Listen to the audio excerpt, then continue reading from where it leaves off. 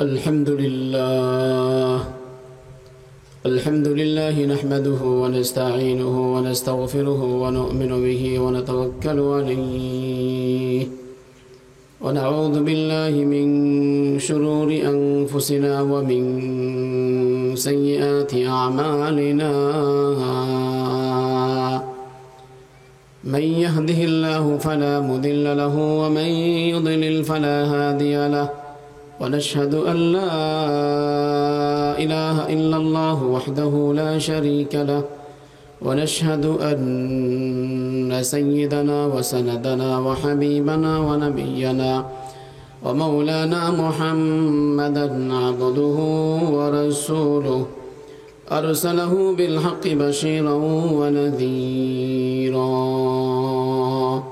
وداعيا إلى الله بإذنه وسراجا وقمرا منيرا أما بعد فقد قال الله تبارك وتعالى في القرآن المجيد والفرقان الحميد أعوذ بالله من الشيطان الرجيم بسم الله الرحمن الرحيم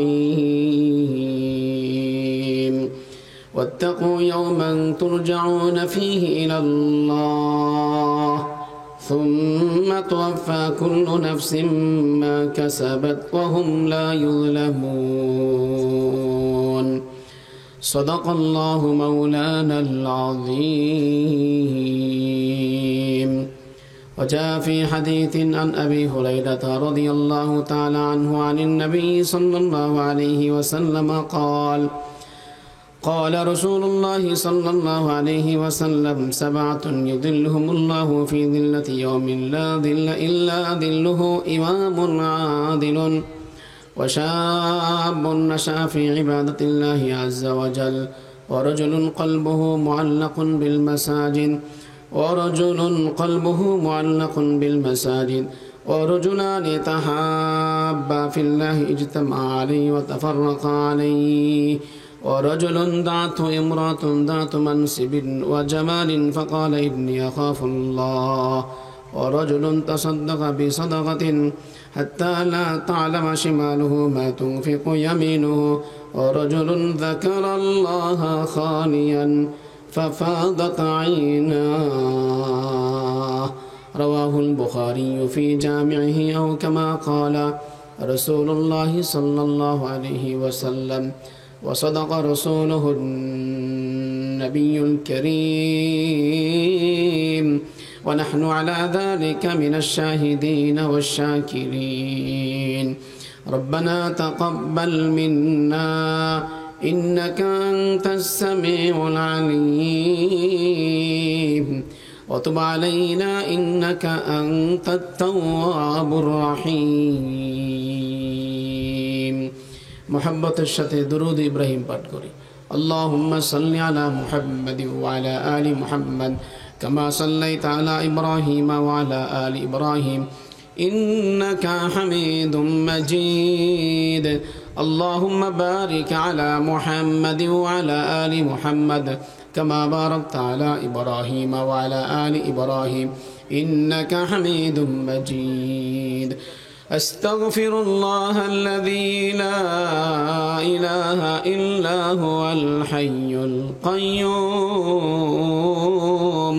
وأتوب إليه لا حول ولا قوة إلا بالله العلي العظيم الله تعالى আমাদের সবাইকে maaf করে দেন আল্লাহ রাব্বুল আলামিন আমাদের জন্য জাহান্নাম হারাম করে দেন জান্নাতুল ফিরদাউস মঞ্জুর করেন কবরের আযাব থেকে আল্লাহ হেফাজত করেন দ্বীনি দুনিয়াবি হর কিসমের ফিতনা ফাসাদ থেকে আল্লাহ হেফাজত করেন ফিলিস্তিনের মুজাহিদিনদেরকে আল্লাহ বিজয় নসিব করেন মুসলমানদেরকে এক হওয়ার নেক হওয়ার তৌফিক দান করেন ইসরাইলের জালিমিনদেরকে আল্লাহ তাআলা কওমে আদের মতো কওমে সামুদের মতো ধ্বংস করে দিন ফেরাউন নমরুদের মতো খতম করে দিন মাটির সাথে মিশায়া দিন পানিতে ডুবিয়ে একদম চিরতরে খতম করে দিন আমার ভাইরা আল্লাহ পাকের খাস মেহেরবানি হিলফুল ফজল যুব সংঘের উদ্যোগে বার্ষিক ওয়াজ মাহফিলে তাফসিল কোরআন মাহফিল আমাদেরকে একত্রিত হওয়ার তৌফিক দিয়েছেন।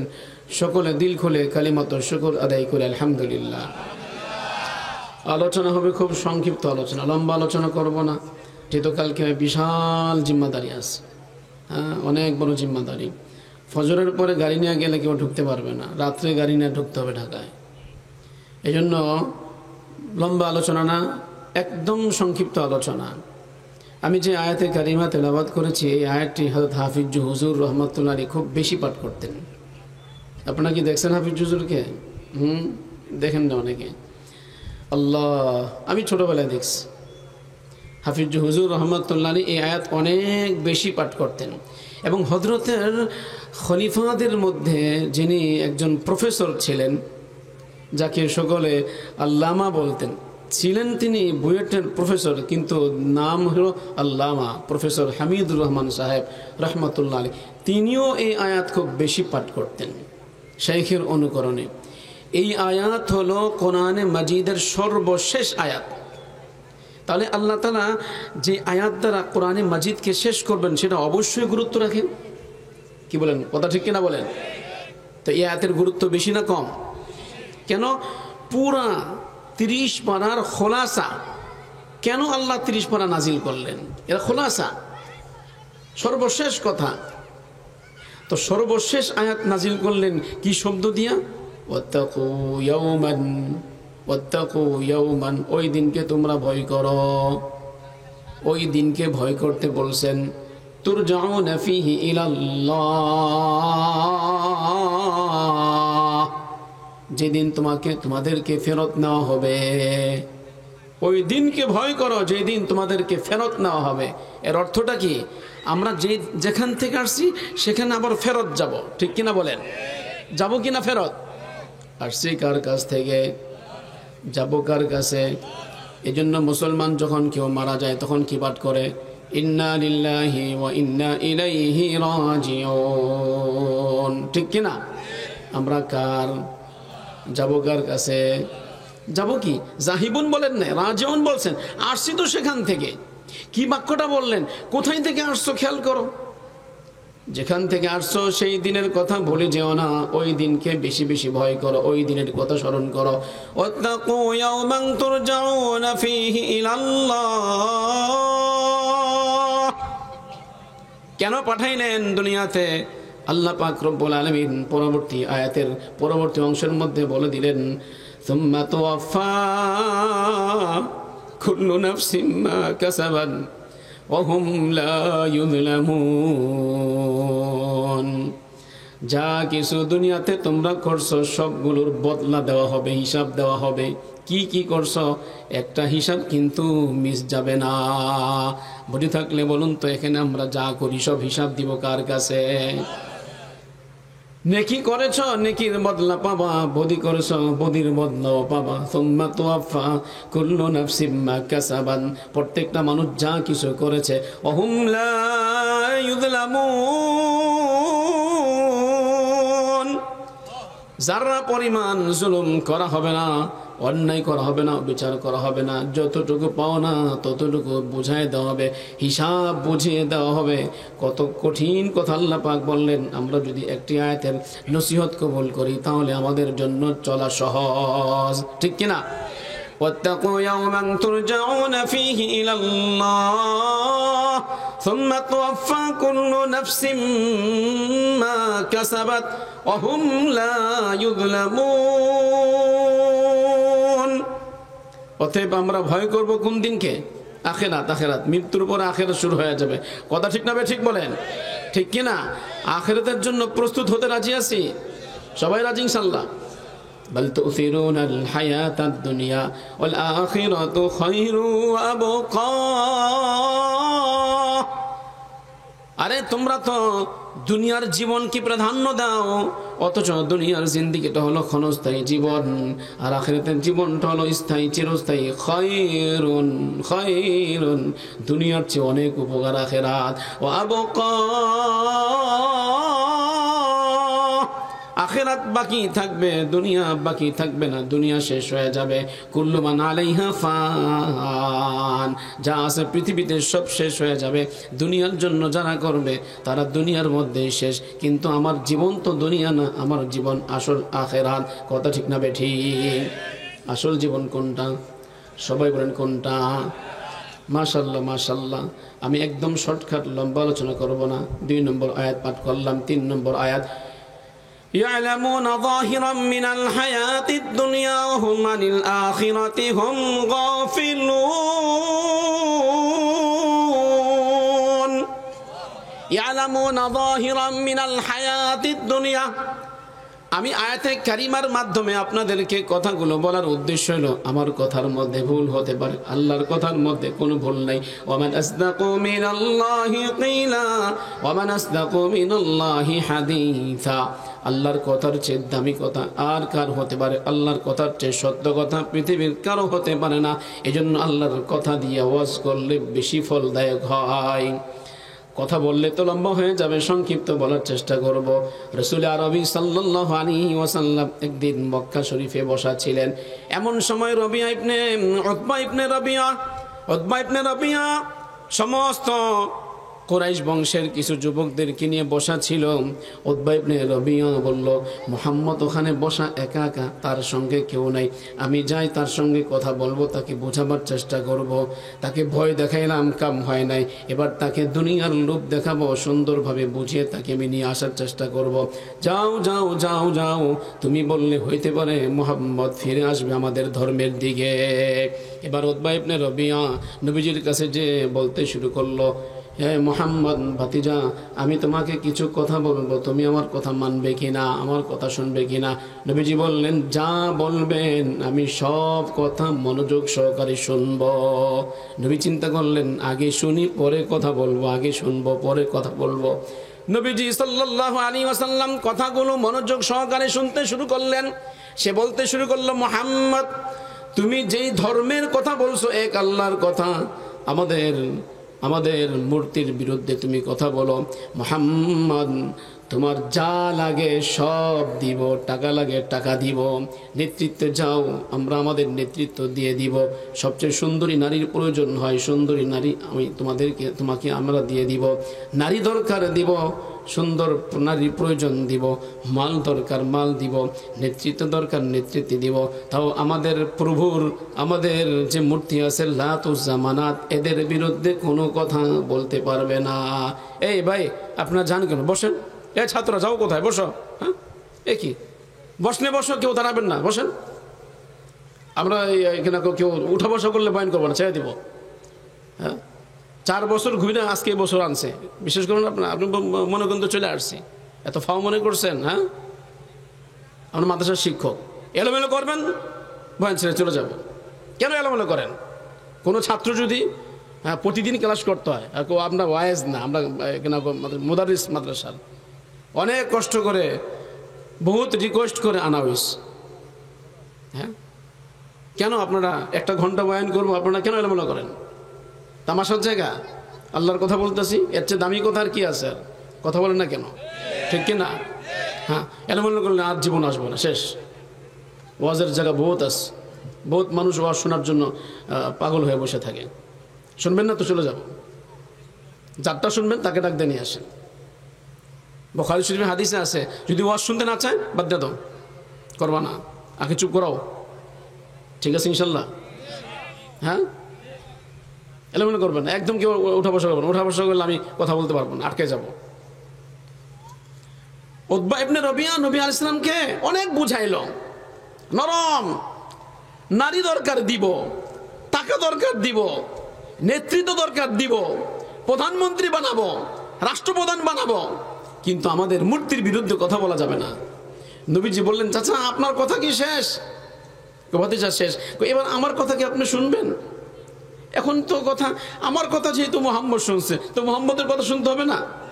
আল্লাহু আকবার। নবীজি নিজের পক্ষ থেকে একটা কথা বলেন না, একটা কথা বলেন নাই। আল্লাহু আকবার বলেন। নবী চিন্তা করলেন, আমি কি কথা বলবো, আমার মাওলার কথা আমি শুনাই দেই। আল্লাহু আকবার বলেন। রাসূলুল্লাহ সাল্লাল্লাহু আলাইহি ওয়াসাল্লাম এবার তেলাওয়াত করতে শুরু করলেন কোরআনে মাজিদ, যে আমি যদি বলি তাহলে ভুল হতে পারে, কিন্তু আল্লাহ পাক রব্বুল আলামিন যে আয়াতখানা নাজিল করেছেন ওই আয়াতের মাধ্যমে যখন নসিহত করব, আল্লাহর কালামের মধ্যে বরকত আছে না নাই? 2020 সালে গেলাম রাঙ্গামাটি, ফটিকছড়ি, এরপরে খাগড়াছড়ি, কক্সবাজার, দাওয়াতের মিশন নিয়ে গেলাম। সেখানে যাওয়ার পর ত্রিপুরা অথবা আরো চাকমা বিভিন্ন ধর্মের মানুষ আছে, মানুষ এদেরকে দাওয়াত দিতে শুরু করলাম। কালিমার দাওয়াত, শুধু দাওয়াত ইসলাম, শুধু দাওয়াতে তাবলিগ না, দাওয়াত কিন্তু দুইটা, একটা তাবলিগ ইসলাম আর একটা তাবলিগে আপনার ইসলাহ করার জন্য তাবলিগ। আমরা যেটা তাবলিগ করি এটাও দরকার, আবার ইসলামের দাওয়াত দেওয়া দরকার ও মুসলিমদের মাঝে। কথা বলেন ঠিক না ঠিক? তা আমরা গেলাম 10-12 জন। যাওয়ার পর আমাকে একজন বললেন, এদের সামনে আল্লাহর কথা বললে ফায়দা বেশি হয়, আপনি কোরআনী কারীমের তেলাওয়াত করেন। এবার সূরাতুদ দাহর তেলাওয়াত করতে শুরু করলাম, পুরোটা তেলাওয়াত করতে শুরু করলাম। সাথীরা সবাই কাঁদতে শুরু করলো, আর মনে মনে ভাবতে শুরু করলাম, আল্লাহ আপনার কালাম কাফেরের জবানে ঢুকাইয়া দিলাম, কাফেরের কানের মধ্যে ঢুকাই দিলাম। হেদায়েতের মালিক আমি না আল্লাহ, আমরা না আল্লাহ।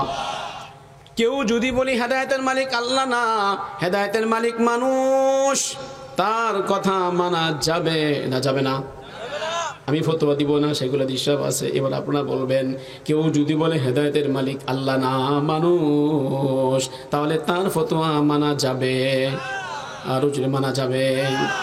এমন ফতোয়া দেনেওয়ালাও আলেম পয়দা হয়ে গেছে, যে আলেম আকীদা ঠিক থাকবে আমরা মানতে রাজি, আর আলেম যখন আকীদার বিরুদ্ধে কথা বলবে ওই আলেমকে আমরা মানতে রাজি না। ঠিক কিনা? এই মাওলানা সাদ হাফিজুল্লাহ উনি বলেন যে হেদায়েতের মালিক আল্লাহ না, অথচ আল্লাহ বলেন হেদায়েতের মালিক আমি আল্লাহ। হেদায়েতের মালিক কে? হেদায়েতের মালিক কে? আরো জোরে কে? নবীজি পড়তে শুরু করলেন, বিসমিল্লাহির রহমানির রহিম, হামিম,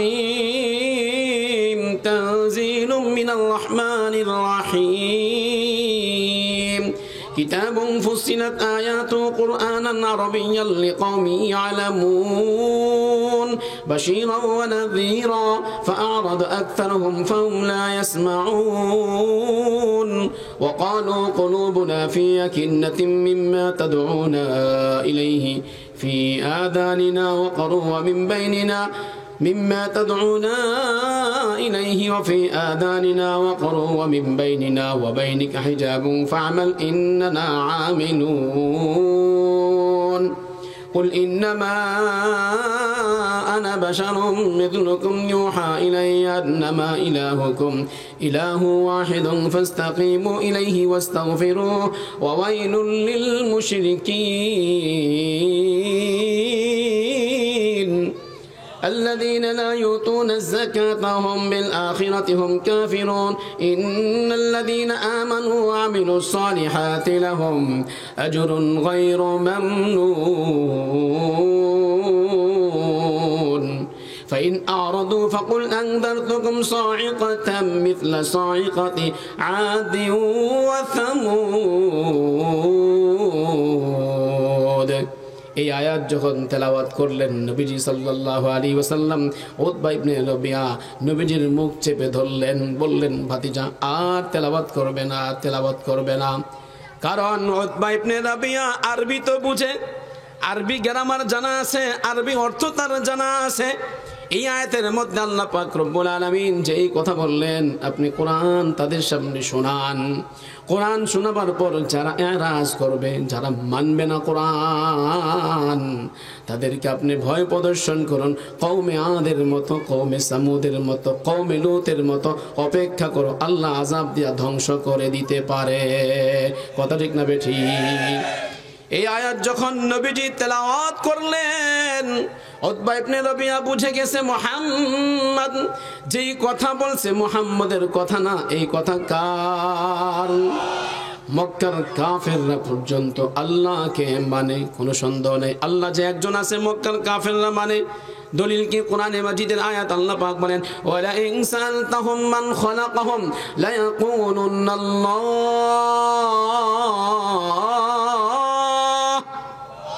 ওদেরকে জিজ্ঞাসা করুন, আসমানকে সৃষ্টি করেছেন, জমিনকে সৃষ্টি করেছেন, তাদেরকে কে সৃষ্টি করেছেন? তারা নির্বিঘ্নে বলবে আল্লাহ সৃষ্টি করেছেন।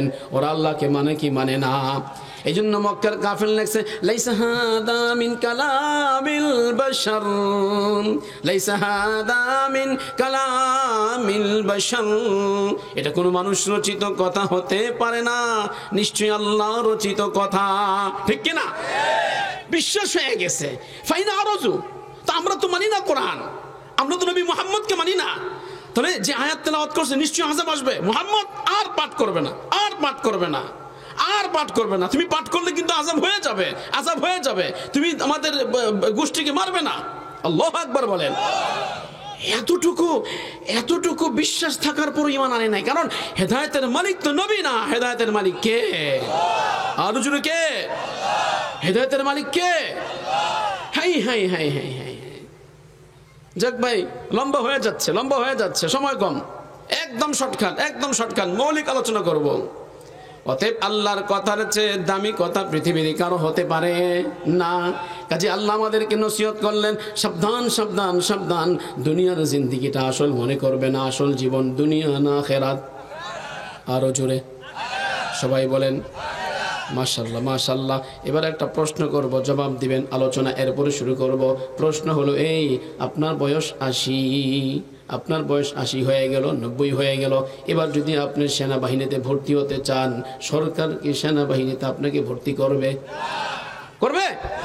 হ্যাঁ, কেন? মানে হুজুর যদি বলে আমি সেনাবাহিনীতে ভর্তি হবো, করবো। আপনি হুজুর, আপনি শাইখুল হাদিস, আপনি শায়েখ থাকেন, সেনাবাহিনী আপনার কাজ মানা, সেনাবাহিনী আপনি পারবেন না।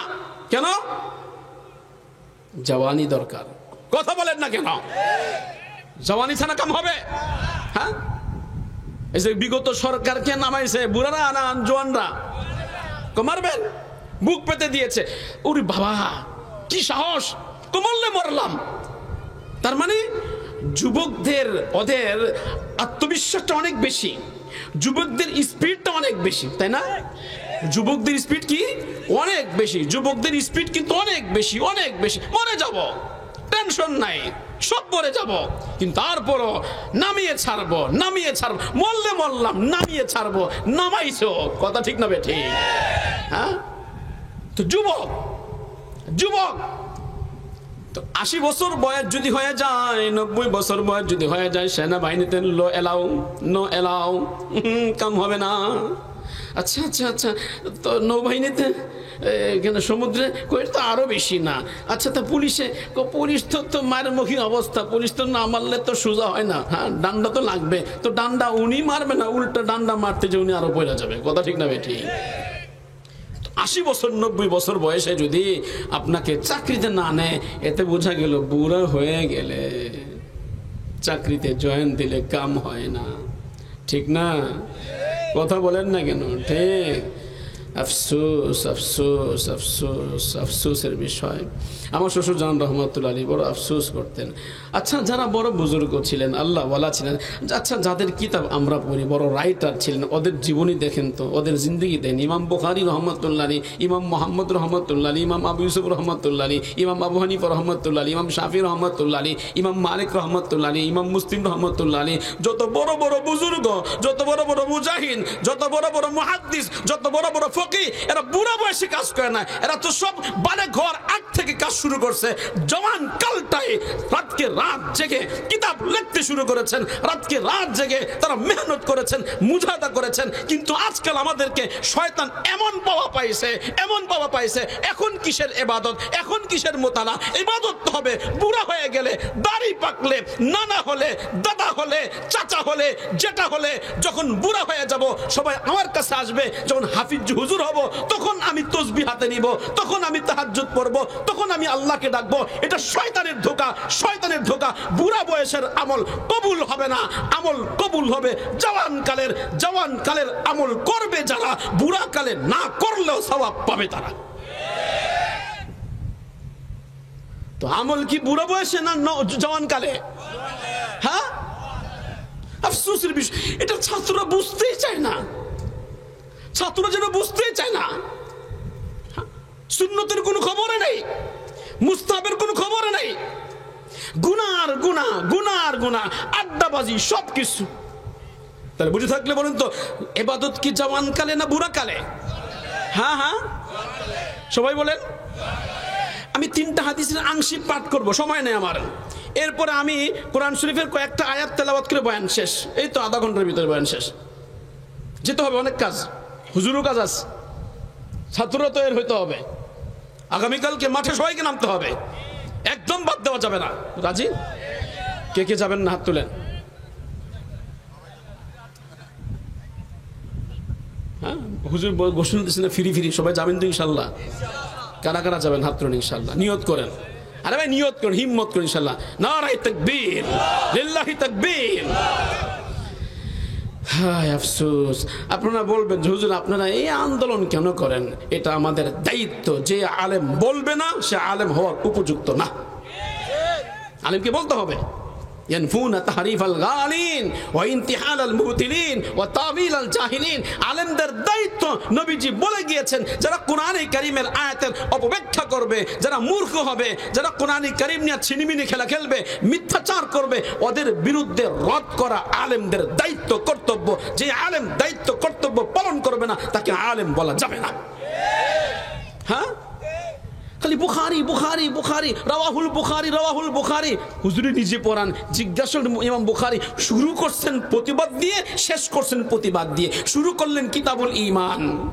কিতাবুল ঈমানের যে পড়ায় বড় বড় হুজুররা, যাই বুখারী পড়া, সবাই এক কথা বলে কি? মুরজিয়াকে রদ করা হয়েছে। মুরজিয়া বলছে আমল দরকার নেই, লা তাদুরুল মাসিয়া মাল ঈমান কামা লা তানফুতু মাল কুফর। অতএব মুরজিয়ার রদ করা হয়েছে, মুরজিয়ার রদ করা হয়েছে, মুরজিয়ার রদ করা হয়েছে। ইমাম বুখারী সর্বশেষ বাবু সুআলি জিবরিল নবী এর আগে স্পষ্ট নিয়ে আসছেন, সুইলা আনিল মুরজিয়া। মুরজিয়া সম্পর্কে জিজ্ঞাসা করা হয়েছে, এদের সম্পর্কে আপনার মতামত কি? এতক্ষণ তো নাম নেন নাই, পরে ঠিকই নাম নিয়েছেন। এরপর ইমাম বুখারী চিন্তা করলেন আমার প্রতিবাদটা পরিপূর্ণ হয় নাই, এজন্য তিনি সর্বশেষ কিতাব আনলেন, কিতাবু রদ্দিল জাহমিয়া। নামই দিয়েছেন কিতাবু রদ্দিল জাহমিয়া। সর্বশেষ যে হাদিসটা এনেছেন ওই জায়গার মধ্যে প্রতিবাদ করে তিনি তার কিতাব শেষ করছেন। মুতাজিলা তাদের মতামত হলো আমল নামা ওজন দেওয়া হবে না। ইমাম বুখারী বাবু কওলিল্লাহি ওয়া নাযউল মাওয়াজিল কিসতা লিয়াউমিল কিয়ামা, এই আয়াত এনে এই বাব কায়েম করে মুতাজিলার রদ করলেন।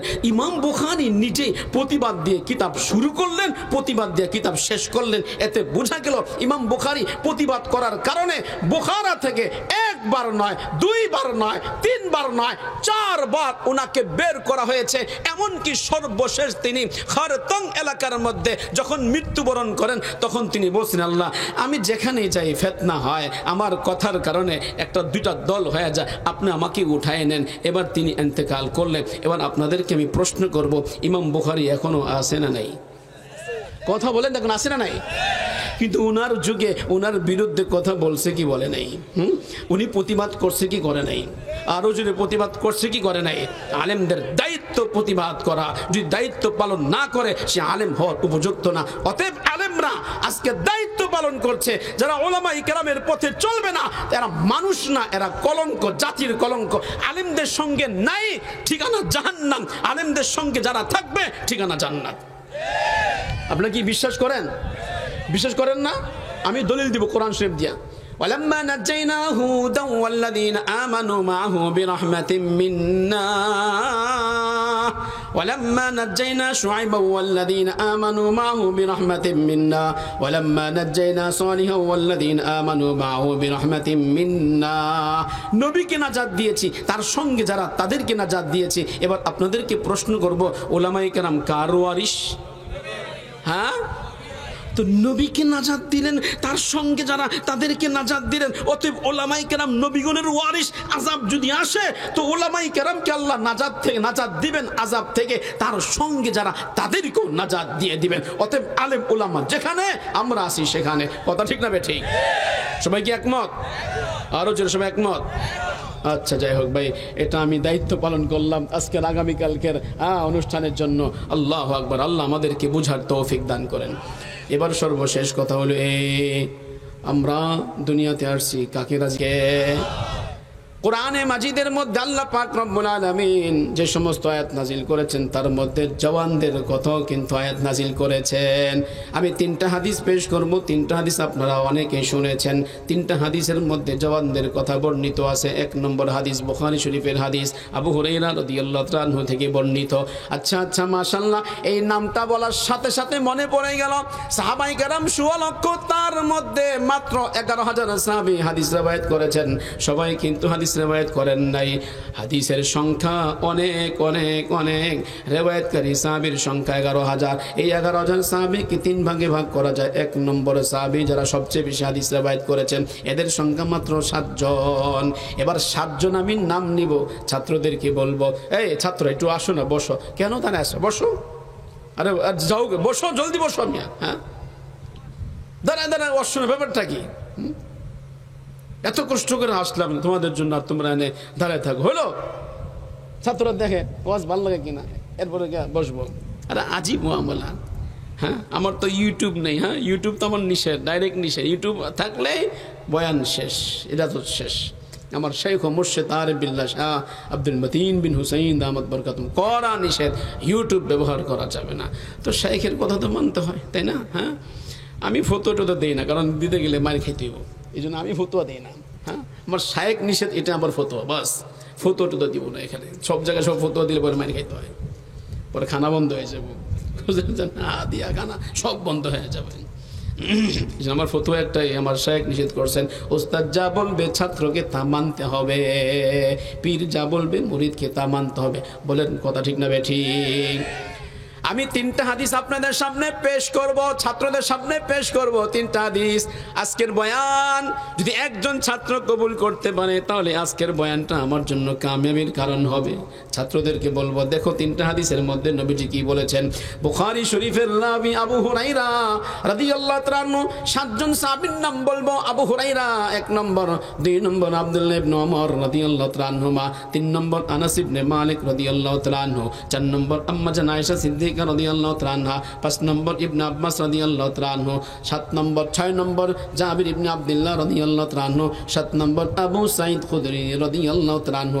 হুজুর এখানে বসা জিজ্ঞাসা করেন, এই 7 জন সাহাবীর মধ্যে আবু বকর সিদ্দিকের নাম নাই, ওমর ইবনে খাত্তাবের নাম নাই, হযরত ওসমান গনির নাম নাই, আলী হায়দার তার নাম নাই, সাদ ইবনে আবি ওয়াক্কাসের নাম নাই, হযরত আবু উবাইদা ইবনুল জাররাহ মুরব্বি সাহাবী, আবু দারদা আবু যর গিফারি মুরব্বি সাহাবী, তাদের নাম নাই।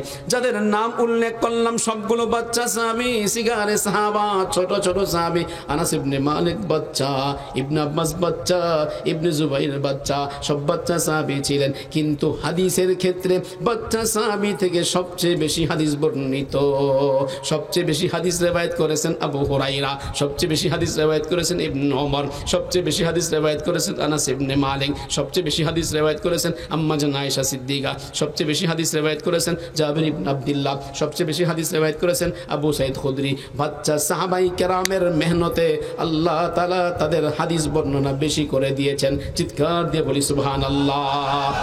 তো মেহনত পুরা হলে না ছোট থাকতেই? আরো জোরে বলেন, সবাই বলেন। হযরত আব্দুল্লাহ ইবনে আব্বাস রাদিয়াল্লাহু তাআলা, ছোট্ট একটা ঘটনা। ছাত্ররা যেহেতু আছে, ছোট ছোট বাচ্চারা আছে, তোমাদেরকে বলছি কান খুলে শুনো। এলেম আসে কিভাবে? এলেম আসে কিভাবে? এলেম এত সহজ না, তুমি শুয়ে থাকবা, আল্লাহ তোমাকে ঢুকাই দিবেন। আল্লামা শাব্বির আহমদ উসমানী রহমাতুল্লাহি আলাইহি, তিনি ফজলুল বারি কিতাবের মধ্যে উল্লেখ করেছেন, হযরতে ইবনে আব্বাস রাদিয়াল্লাহু তাআলা নবী আলাইহিস সালাতু ওয়াস সালামের ঘরে থাকলেন।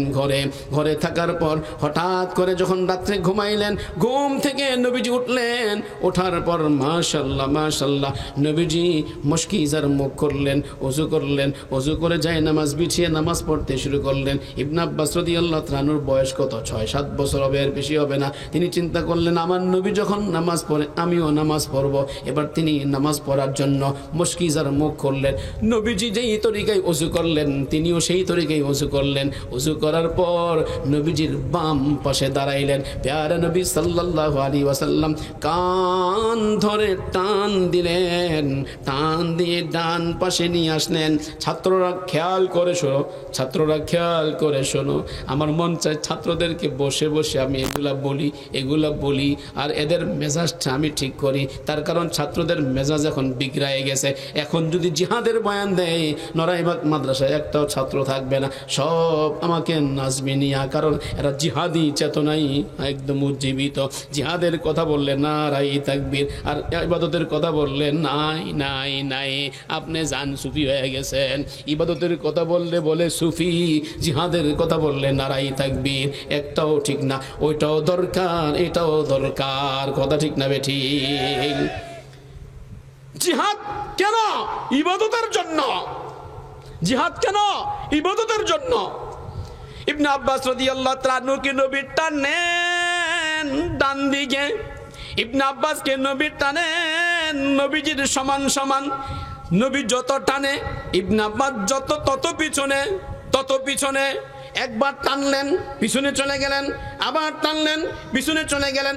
কারণটা কি? কারণটা কি? খেয়াল করে শোনো, খেয়াল করে শোনো। নবীজি টানলেন, ইবনে আব্বাস পিছনে গেলেন, আবার টানলেন, আবার পিছনে গেলেন।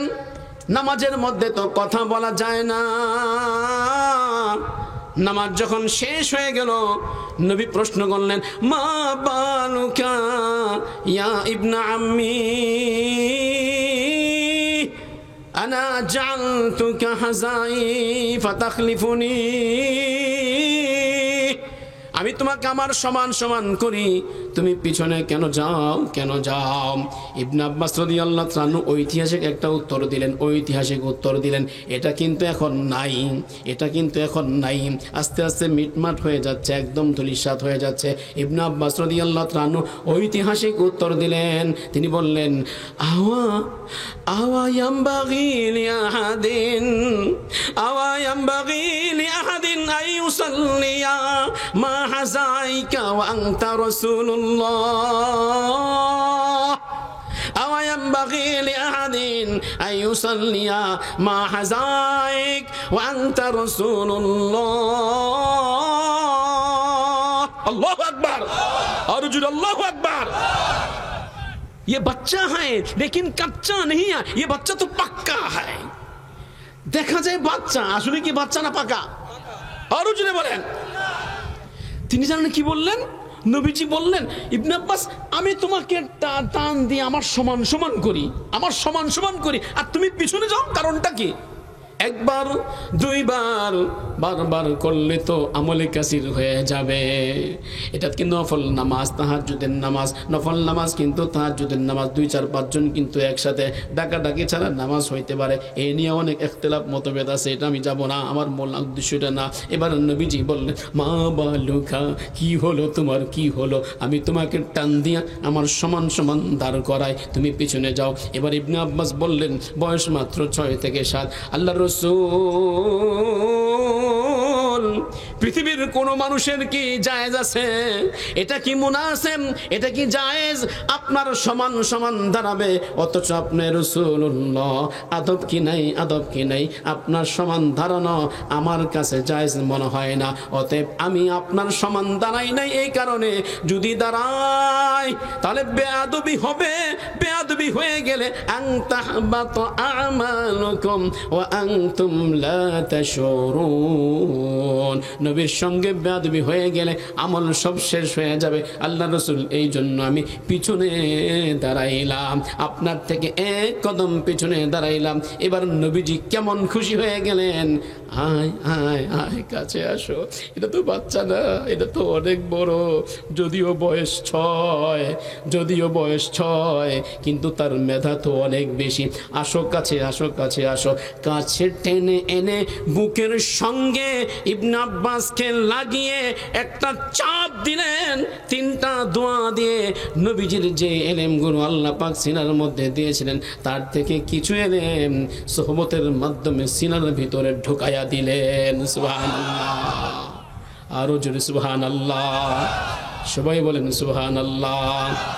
3টা দোয়া দিলেন, 3টা দোয়া, 3টা দোয়া দিলেন, 3টা দোয়া, 3টা দোয়া দিলেন। আমার মেজাজ কিন্তু পরানো তার কারণ আমি যত মাহফিল করি সারা জাহানের যেখানে যাই না কেন, এমনকি আমি কলকাতা পর্যন্ত মাহফিল করেছি, সেখানে এখনো পর্যন্ত আমাকে সপ্তাহের পর সপ্তাহ চাই, বলছে না আমার সম্ভব না।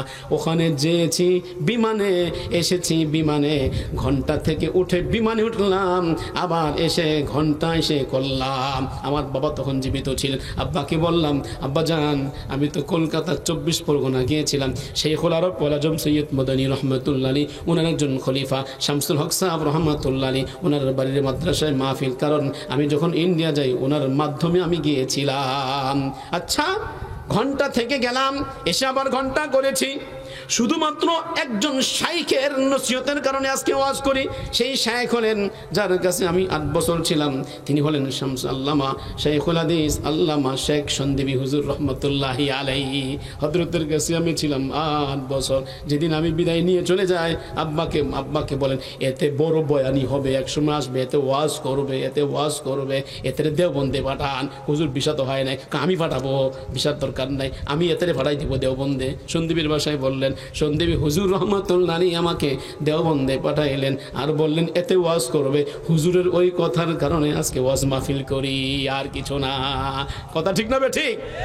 মুরব্বীদের কথার কারণে, মিয়া মুরব্বী মানতে হবে। আজকে মুরব্বী হারা দেশ, মুরব্বী সব চলে যাচ্ছেন। মাঝে মধ্যে মুরব্বীদেরকে বলি আপনারা গেলে আমরা কি করব? মুরব্বী হারা হয়ে যাচ্ছে। মুরব্বী মানার দরকার আছে না নাই? আরো যদি আছে, খুশি খুশি সিনার সাথে লাগায় একটা চাপ দিলেন, 3টা দোয়া করছেন। বেটা এত সুন্দর কথা, হাই হাই সময় শেষ, এত সুন্দর কথা, এত সুন্দর কথা, আর এত সুন্দর যুক্তি, এত সুন্দর আদব, এত সুন্দর ইহতেরাম, এত সুন্দর আদব, মাশাআল্লাহ মাশাআল্লাহ। 3টা দোয়া দিলেন। 1 নম্বর দোয়া আল্লাহুম্মা ফাক্কিহু ফিদ্দীন, আল্লাহুম্মা ফাক্কিহু ফিদ্দীন। 2 নম্বর দোয়া আল্লাহুম্মা আল্লিমহুল কিতাবা ওয়াল হিকমা। 3 নম্বর দোয়া আল্লাহুম্মা আল্লিমহু তাওয়িলাল কিতাব। আল্লাহু আকবার বলেন, আরো জোরে আল্লাহু আকবার বলেন। তাহলে ইবাদত কি ছোট থাকতে না বড় থাকতে? হ্যাঁ, মেহনত ছোট থাকতে না বড় থাকতে? বড় হওয়ার পর মেহনত না ছোট থাকতে মেহনত? সবাই রাজি ইনশাল্লাহ?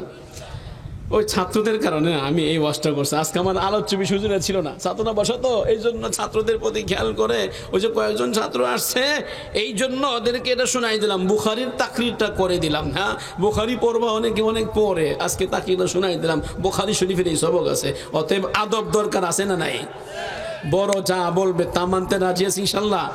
আমার শ্বশুরজান রহমতুল্লাহ আলী, তিনি হাফিজ জুজুরের সর্বশেষ বটগাছ মার্কা তিনি যে নির্বাচন করলেন, হাফিজ জুজুর রহমতুল্লাহ আলী, তো আমার শ্বশুরজান আসলেন এই আপনার বাইতুল মোকাররমের। আমার বড় মামা শ্বশুর তো ওখানে আপনার জাতীয় মসজিদের মুয়াজ্জিন ছিলেন, মাওলানা আহমদুল্লাহ সাহেব। তো হুজুরের কামরায় বসা হাফিজ জুজুর রহমতুল্লাহ আলী, আমার শ্বশুরজান দেখলেন যে হাফিজ জুজুর সাথে একটু শুধু চোখাচোখ হয়ে, যা আমিও আসছি। এবার তিনি একসময় এসে চোখাচোখ হলেন। হাফিজ হুজুর দেখে বলেন, মৌলভী আব্দুল হাই আপনি এদিকে আসেন, আপনি এখানে কেন আসছেন? হুজুর আপনার সর্বশেষ নির্বাচনী প্রোগ্রাম দেখার জন্য আসছি। দেখা হয়েছে? জি হয়েছে। এবার আপনি যান, গিয়ে মোতালা করেন।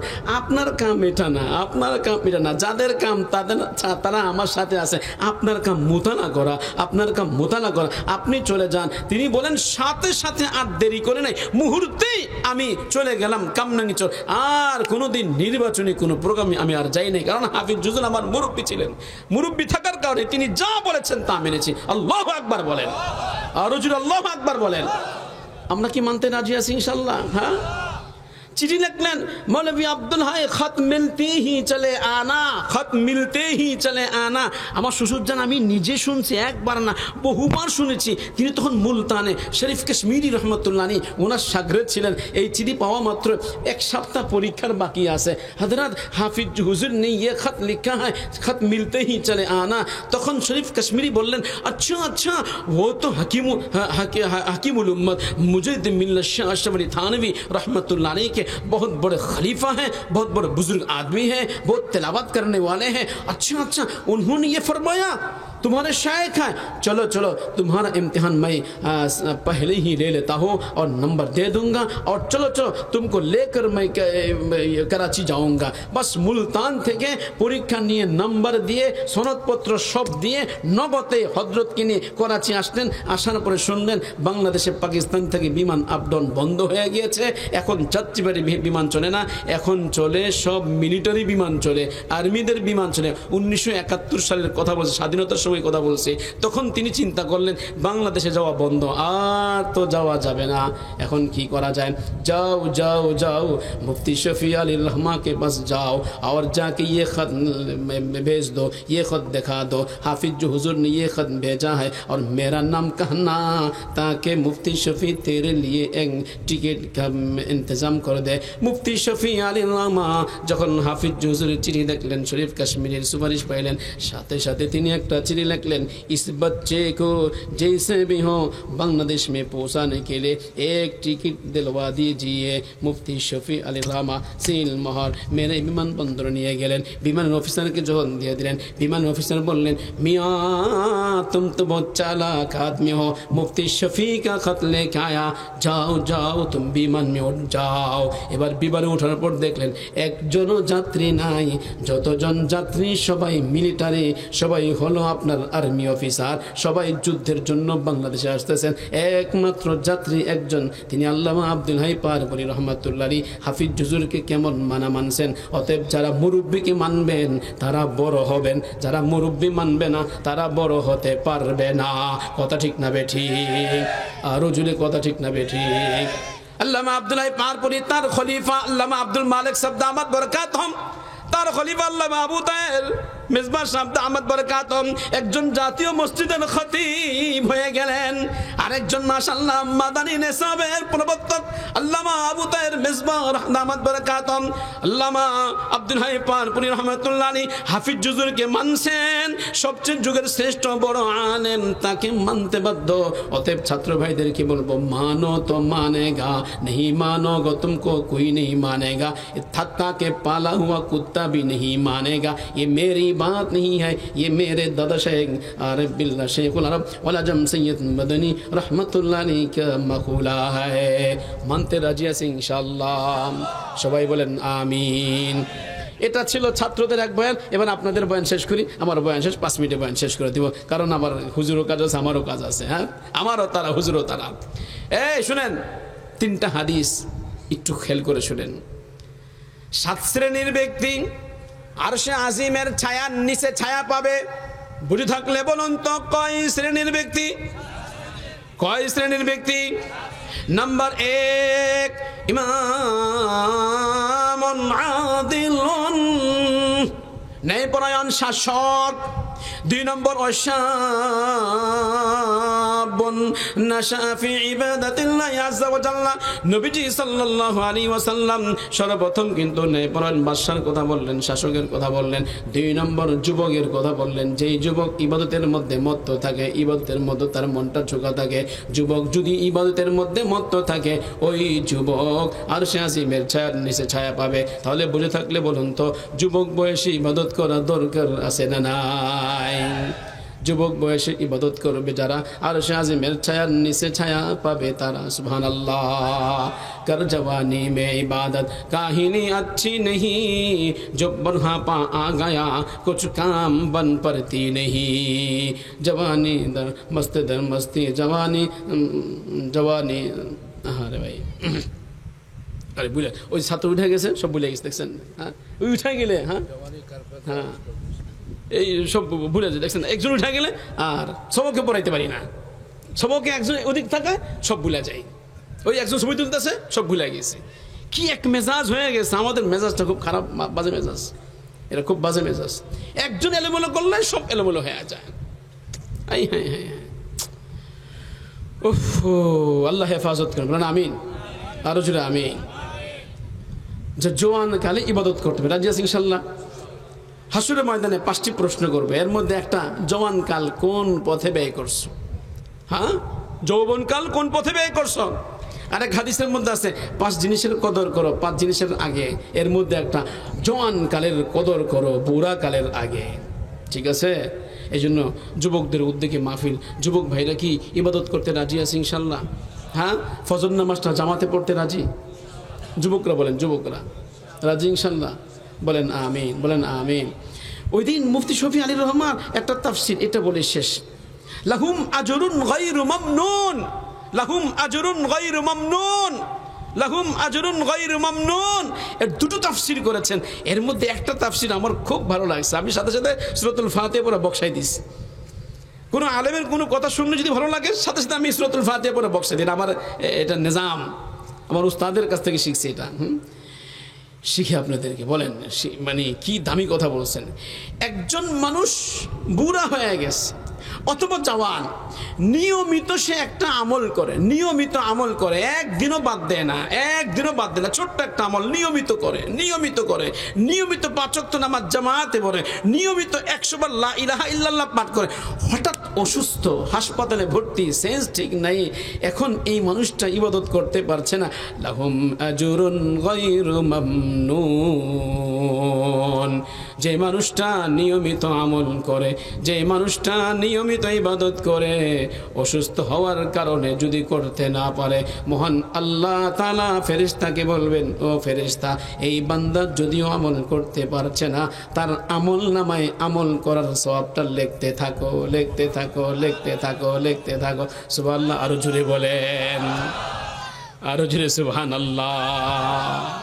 কি দাবি কথা, কি দাবি কথা। এই জন্য আপনাদেরকে আমি বলবো, একটা টাইম দিবেন, মাত্র একটা টাইম, 10 মিনিট সময় আপনাদের কাছে চাবো। 5 মিনিট, 5 মিনিট, দিনে 5 মিনিট, রাত্রে 5 মিনিট, বেশি সময় চাবো না আপনাদের কাছে। আপনারা আমাকে 5 মিনিট, 5 মিনিট, 10 মিনিট টাইম দিতে রাজি আছেন? কয় মিনিট বলেন, কয় মিনিট? প্রতিদিন 10 মিনিট। প্রতিদিন কয় মিনিট? প্রতিদিন 10 মিনিট। বলেন কয় মিনিট? প্রতিদিন 10 মিনিট, দিনে 5 মিনিট, রাত্রে 5 মিনিট, প্রতিদিন সময় দিবেন। ফাইদা ফারাগতা ফানসাব ওয়া ইলা রাব্বিকা ফারগাব, ফাইদা ফারাগতা ফানসাব ওয়া ইলা রাব্বিকা ফারগাব।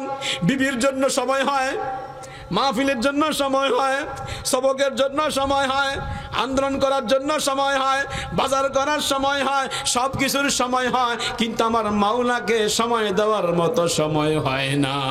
এই জন্য আল্লাহ পাক বলছে, যখন সমস্ত ব্যস্ততা দূর হয়ে যাবে, তুমি যখন নাকি ফারেক হবে, আল্লাহ পাক বলে, অল্প সময় আমাকে দাও, অল্প সময়।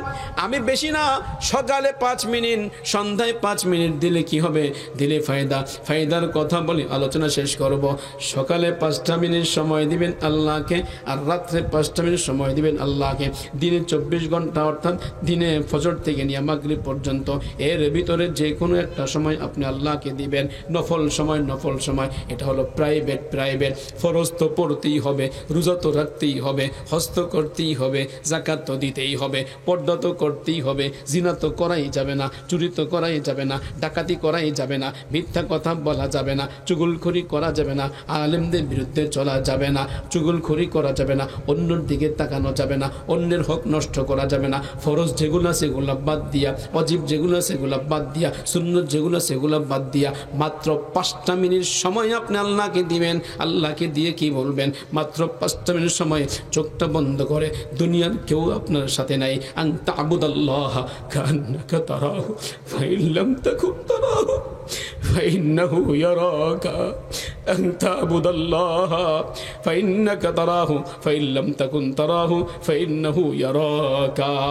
5টা মিনিট সময় বসে বসে বাস কয়েকবার আপনি বলেন, লা ইলাহা ইল্লাল্লাহ, লা ইলাহা ইল্লাল্লাহ, লা ইলাহা ইল্লাল্লাহ, লা ইলাহা ইল্লাল্লাহ। আমি আর ব্যাখ্যা করি, লা ইলাহা ইল্লাল্লাহ মানে কি, লা ইলাহা ইল্লাল্লাহ অর্থ কি? এমন একজন নবী নাই যে নবীর সিনা চাক করা হয় নাই, সমস্ত নবীর সিনা চাক করা হয়েছে। দূষিত যত রক্ত আছে সমস্ত রক্তগুলাকে ফেলে দিয়ে, জমজম পানি দিয়ে আমার নবীর সিনাকে ধৌত করেছেন। এজন্য নবীর কাছে গুনাহ আসতে পারে না, নবীর গুনাহ হতে পারে না। সমস্ত নবী নিষ্পাপ। বুঝে থাকলে বলুন তো, সমস্ত নবী কি? নবীদের কোনো গুনাহ আছে? নবীদের কোনো গুনাহ আছে? নবীদের কোনো গুনাহ নাই, সমস্ত নবী নিষ্পাপ মাসুম। আকীদা রাখতে হবে সমস্ত নবীর সিনা চাক করা হয়েছে। আল্লামা আলুসি রাহমাতুল্লাহ আলাইহি তাফসীরুল মানির মধ্যে উল্লেখ করেন, সিনাটা কাটলেন, কলবটা ফাললেন, কলবটা ফেরে দূষিত রক্তগুলো বের করে দিয়েছেন। কিন্তু আমার আপনার সিনা তো ফাড়া হয় নাই। কলবের মধ্যে দূষিত রক্ত, দুনিয়ার চিন্তা আছে না নাই? খারাপ চিন্তা আছে না নাই? যত বড় শাইখুল হাদিস হোক, যত বড় পীর হোক, যত বড় বুজুর্গ হোক, তার দিলের মধ্যে খারাপ চিন্তা আসে। আল্লাহর ওলি কাকে বলে? খারাপ চিন্তাটাকে। নৌকার ভিতরে পানি যদি ঢুকে যায়, নৌকা চলে না, পানিটা সিঞ্চন করতে বেলচা দিয়া যখন পানি ফেলে দেয়, বেলচা দিয়া যখন পানি ফেলে দেয়, নৌকা যখন হালকা হয়ে যায়, এবার সম্মানিত মেহমানকে বলে, আসেন আসেন, আপনার জন্য নৌকা প্রস্তুত, পানি নাই। অতএব দিলের মধ্যে দুনিয়া আছে না নাই? আরো জোরে। বেলচা দিয়া যেমন পানি সিঞ্চন করতে হয়, এবার দিল থেকে দুনিয়া সিঞ্চন করবেন। লা ইলাহা, আরে বাবা আমাদের দেন, আমার দিকে তাকান। লা ইলাহা, আহা, আমি বলি কি আর আপনারা বলেন কি? আমার সঙ্গে বলেন।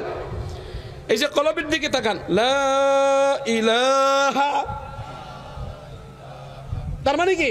আমার কলব থেকে দুনিয়াকে বের করে ফেলে দিলাম, দুনিয়াকে বের করে ফেলে দিলাম, পানিগুলাকে দূর করে দিলাম। ইল্লাল্লাহ, আল্লাহ, কলবটা খালি হয়ে গেছে। এবার আপনি আসেন। লা ইলাহা ইল্লাল্লাহ, লা ইলাহা ইল্লাল্লাহ, লা ইলাহা ইল্লাল্লাহ, লা মাহবুবা ইল্লাল্লাহ, লা মাওজুদা ইল্লাল্লাহ, লা মাওজুদা ইল্লাল্লাহ, লা মাহবুবা ইল্লাল্লাহ, লা মাবুদা ইল্লাল্লাহ। हर तमन्ना दिल से रुखसत हो गई, अब तू आजा, अब तू खलवत हो गई। हर तमन्ना दिल से रुखसत हो गई, अब तू आजा, अब तू खलवत हो गई। আপনি বেশি না 20 বার লা ইলাহা ইল্লাল্লাহর জিকির করেন। আমি 100 বার বলছি না, কারণ আপনারা 100 বার 2 দিন করার পর আর করবেন না। 20 বারে ধরে রাখেন বা 50 বার ধরে রাখেন। লা ইলাহা ইল্লাল্লাহ 50 বার করলেন। এরপরে যখন নাকি কলবটা পরিষ্কার হয়ে গেল, একটু মজা লাগলো, এবার জিকির করেন রুহের মধ্যে, কলবের মধ্যে, আল্লাহু আল্লাহ, আল্লাহু আল্লাহ। আর করেন না আল্লাহু আল্লাহ, আল্লাহু আল্লাহ, আল্লাহু আল্লাহ। এরপরে কয়েকবার জিকির করেন আল্লাহ আল্লাহ আল্লাহ আল্লাহ আল্লাহ আল্লাহ। এরপরে মোহাব্বত নিয়ে কয়েকবার জিকির করেন আল্লাহ আল্লাহ আল্লাহ আল্লাহ। মাত্র 5 মিনিট টাইম চাবো, বেশি না। লা ইলাহা ইল্লাল্লাহর জিকির 20 বার করেন, আল্লাহু আল্লাহ 20 বার করেন, আল্লাহ আল্লাহ 20 বার করেন, আল্লাহ আল্লাহ মোহাব্বত নিয়ে 20 বার করেন। আর কল্পনা করেন আমি আল্লাহর সামনে আছি, আমি যেন আরশে আজিমের কাছে আছি, আল্লাহ পাকের সাথে যেন আমার সাক্ষাৎ হয়ে গিয়েছে। সাক্ষাৎ হয় না, আল্লাহ আমাকে দেখতে পাচ্ছে। জিকির করতে করতে করতে করতে করতে করতে করতে করতে করতে করতে করতে করতে করতে করতে সালেক থেকে আরেফ, আরেফ থেকে ওয়াসিল বিল্লাহ হয়ে যাবে। এই মানুষটার নাম হবে আল্লাহর ওলি, ওলিউল্লাহ। আল্লাহু আকবার বলেন, আল্লাহু আকবার। न किताबों से न वाज़ों से नजर से पैदा दीन होता है, बुजुर्गों की नजर से पैदा। अल्लाह अकबर बोलें। দিনে 5 মিনিট, রাত্রে 5 মিনিট যদি করতে পারেন, ফায়দা কি হবে? ওয়াসাব্বিহুহু বুকরাতাও ওয়া আসিলা। আল্লাহ পাক বলে ফায়দা কি জানো? মৃত্যুর সময় যখন হবে, তাহিয়াতুহুম ইয়াওমা ইয়ালকাউনাহু সালাম। 500 ফেরেশতা এসে আজরাইল এসে বলবে আসসালামু আলাইকুম ওয়া রাহমাতুল্লাহ। এ যাবৎকাল তুমি আমাদেরকে সালাম করেছো। ফেরেশতাকে সালাম করে যারা, মৃত্যুর সময় ফেরেশতার পক্ষ থেকে সালাম পায় তারা। সুবহানাল্লাহ বলেন। আপনি বলেন ফেরেশতাকে সালাম কেমনে করি? রোজানা নামাজের মধ্যে ডানে পড়ে আসসালামু আলাইকুম ওয়া রাহমাতুল্লাহ, ডান দিকে সমস্ত ফেরেশতা উদ্দেশ্য, বাম দিকে সালাম ফিরাই আসসালামু আলাইকুম ওয়া রাহমাতুল্লাহ, বামে সমস্ত ফেরেশতা উদ্দেশ্য, ডানে সালাম দিলাম ফেরেশতাদেরকে, বামে সালাম দিলাম ফেরেশতাদেরকে। সারা জীবন সালামের উত্তর শুনলাম না, মৃত্যুর সময় ফেরেশতা হাজির আমার সামনে, আমার সামনে আব্বা আম্মা ছেলে মেয়ে থাকবে, ওরা দেখবে না, আমি ঠিকই দেখতে পাবো ফেরেশতা। ফেরেশতা বলবে আসসালামু আলাইকুম ওয়া রাহমাতুল্লাহ, লা তাখাফু ওয়া লা তাহজানু, ভয় পাবা না, চিন্তার কোনো কারণ নাই, জান্নাতে সুসংবাদ দিচ্ছি, আমরা তোমার সঙ্গে দুনিয়াতেও আছি, মরার পরও থাকবো। সুবহানাল্লাহ বলেন। রাজি রাজি রাজি? সকাল সন্ধ্যা 5 মিনিট 10 মিনিট দিতে রাজি আছি ইনশাআল্লাহ।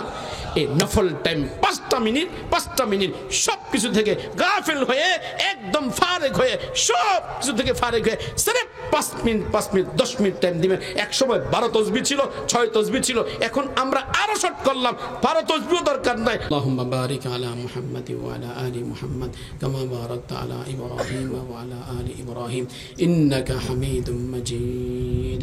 আস্তাগফিরুল্লাহ الذي لا إله إلا هو الحي القيوم وأتوب إليه لا حول ولا قوة إلا بالله العلي العظيم. الحمد لله رب العالمين والصلاة والسلام على أشرف الأنبياء والمرسلين وعلى آله وأصحابه أجمعين. اللهم لك الحمد كله ولك الشكر كله ولك الملك كله ولك الخلق كله بيدك الخير كله وإليك يرجع الأمر كله أسألك الخير كله وأعوذ بك من الشر كله. اللهم لك الحمد ولك الشكر وإليك المشتكى وبك المستغاث وأنت المستعان ولا حول ولا قوة إلا بالله العلي العظيم. ربنا ظلمنا أنفسنا وإن لم تغفر لنا وترحمنا لنكونن من الخاسرين. ربنا آتنا في الدنيا حسنة وفي الآخرة حسنة وقنا عذاب النار. আল্লাহ আমরা গুনাহগার বান্দা, পাপী তাপী বান্দা, আয় আল্লাহ মেহেরবানি করে আমাদের জিন্দেগীর সমস্ত গুনাহগুলো আপনি মাফ করে দেন। ইয়া আল্লাহ আমাদের জীবনের সমস্ত অন্যায় অপরাধ আপনি ক্ষমা করে দিন। ইয়া আল্লাহ হিলফুল ফুজুল এই সংগঠনকে আপনি কবুল করে নেন, আজকের মাহফিলকে ভরপুর কামিয়াবি দান করেন। ও মাওলা ও মাওলা ও মাওলা, আপনার গোলাম হয়ে থাকার তৌফিক দান করেন, আপনার গোলামিয়াতের জিন্দগি যাপন করার তৌফিক দান করেন, আপনার গোলামি আল্লাহ করার তৌফিক দান করেন। ও মাওলা মাওলা, আপনি আমাদের উপর রাগ করেন না, আপনি আমাদের উপর রাজি ও খুশি হয়ে যান। আল্লাহ আপনি আমাদের উপর রাজি ও খুশি হয়ে যান। ও মাওলা আপনি আমাদের উপর রাজি ও খুশি হয়ে যান। আয় আল্লাহ যারা মারা গেছেন আত্মীয় স্বজন, প্রত্যেকের কবর আযাব মাফ করে দেন, প্রত্যেকের কবরকে জান্নাতের বাগান বানিয়ে দেন, প্রত্যেকের কবরকে জান্নাতের বাগান বানিয়ে দেন। আল্লাহ আব্বা আম্মাকে আপনি মাফ করে দেন। মুরব্বী যারা বেঁচে আছেন তাদের হায়াতের মধ্যে বরকত দান করেন। আল্লাহ বাংলাদেশের বর্তমান চলমান যে ফিতনা চলছে এটাকে আপনি ধূলিসাৎ করে দেন। উলামায়ে কেরামের কথা মতো সবাইকে চলার তৌফিক দান করেন, হকটা বোঝার তৌফিক দান করেন। আল্লাহুম্মা আরিনাল হাক্কা হাক্কা ওয়ারযুকনা ইত্তিবা ওয়া আরিনাল বাতিলা বাতিলা ওয়ারযুকনা ইজতিনাবা। আল্লাহ আমাদেরকে হক পথে চলার তৌফিক দান করেন, বাতিল থেকে বেঁচে থাকার তৌফিক দান করেন, হকটা জমিনের মধ্যে প্রতিষ্ঠা করার তৌফিক দান করেন। আগামীকালকে সম্মেলনকে ভরপুর কামিয়াবি দান করেন, আগামীকালকে সম্মেলনকে ভরপুর কামিয়াবি দান করেন। আয় আল্লাহ মানুষের দিল আপনি খুলে দেন, আপনি হেদায়েতের মালিক, আপনি হেদায়েত দান করেন। হে আল্লাহ আপনি হেদায়েত দান করেন, হে আল্লাহ আপনি হেদায়েত দান করেন। ও মাওলা ফিলিস্তিনি মুসলমান সব শেষ হয়ে গেছে, বাড়িঘর সব শেষ হয়ে গেছে, তছনছ হয়ে গেছে, বাচ্চারা অনাহারে আছে, না খেয়ে আছে, না আছে পানি, না আছে ঔষধ, না আছে থাকার মতো ব্যবস্থা। আল্লাহ ওরা কত ধৈর্য ধরছে। আল্লাহ আপনি নিজে প্রশ্ন করছেন মাতা নাসরুল্লাহ, আবার আপনি নিজেই উত্তর দিয়েছেন আল্লাহ ইন্না নাসরুল্লাহি করিব। আল্লাহ আমরা তো বান্দা বুঝি না, আল্লাহ আমাদের তো কষ্ট হচ্ছে, আল্লাহ আমাদের ধৈর্য হচ্ছে না।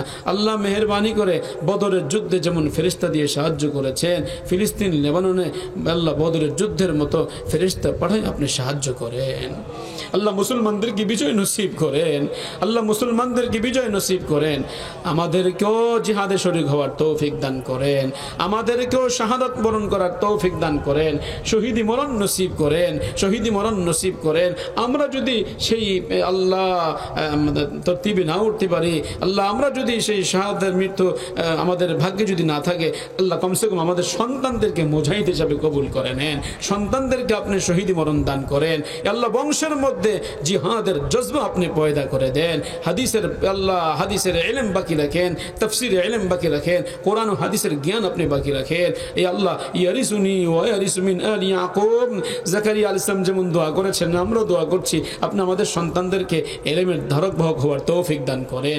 ছেলে মেয়ে সবাইকে আপনি কবুল করেন, মানুষের মতো মানুষ বানাইবার তৌফিক দান করেন, পাক্কা সাচ্চা হাফেজ কোরআন বানাইবার তৌফিক দান করেন, আলেমে দ্বীন হিসেবে আপনি কবুল করেন। আয় আল্লাহ এই এলাকার যতগুলো দ্বীনি ইদারা আছে, প্রত্যেকটা দ্বীনি ইদারাকে আপনি কবুল মঞ্জুর করে নিন। আয় আল্লাহ এই হিলফুল ফজল সংগঠনকে আরো শক্তিশালী হওয়ার তৌফিক দান করেন, আরো সংগঠিত হওয়ার তৌফিক দান করেন। আয় আল্লাহ বেদাতের বিরুদ্ধে সোচ্চার হওয়ার তৌফিক দান করেন।